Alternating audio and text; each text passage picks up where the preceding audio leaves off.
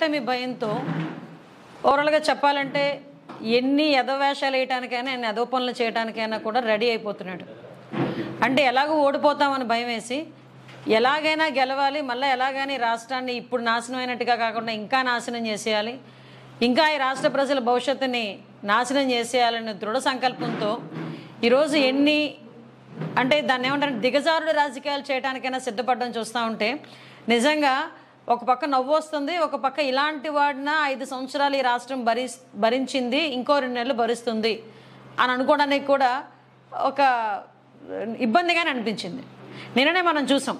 ఎప్పుడు కూడా మనం సాధారణంగా ఆలోచించుకుంటే టీడీపీ హయాంలో ఈజ్ ఆఫ్ డూయింగ్లో నెంబర్ 1 స్థానం ఆంధ్రప్రదేశ్ అని చెప్పి ఏ రోజైనా ప్రతి ఒక్క ఆస్పెక్ట్లోని కూడా నెంబర్ 1 స్థానంలో టీడీపీ హయాంలో ఉంటే ఈరోజు పరిస్థితి ఏంటంటే ఈజ్ ఆఫ్ డూయింగ్ బిజినెస్లో నెంబర్ 1 స్థానంలో టీడీపీ హయాంలో ఉంటే ఈరోజు డ్రగ్స్ రవాణాలోని, అదేవిధంగా గంజాయి రవాణాలోని, ఆడపిల్లల అక్రమ రవాణాలోని, ఆడపిల్లల మీద అఘాయిత్యాల్లోని, మహిళల మీద జరుగుతున్న దాడుల్లోని ఈరోజు నెంబర్ 1 స్థానంలో జగన్మోహన్ రెడ్డి గవర్నమెంట్, ముఖ్యంగా ఆంధ్రప్రదేశ్ రాష్ట్రం ఉండడం చూస్తూ ఉంటే సిగ్గుపడాల్సిన పరిస్థితి.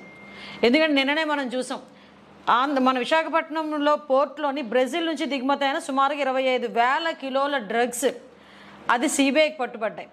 ఆ సిబిఐ వాళ్ళ దగ్గర నుంచి అది వాళ్ళంత దగ్గరికి వెళ్లకుండా కూడా వైసీపీ నాయకులు ఎంతమంది ఎన్ని రకాలుగా ప్రయత్నాలు చేశారో మనందరం కూడా నేను చూసాం.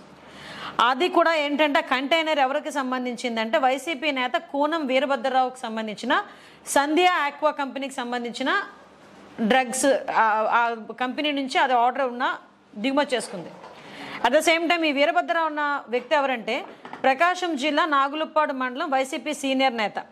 అతను విజయసాయిరెడ్డి గారికి అతి సన్నిహితుడు.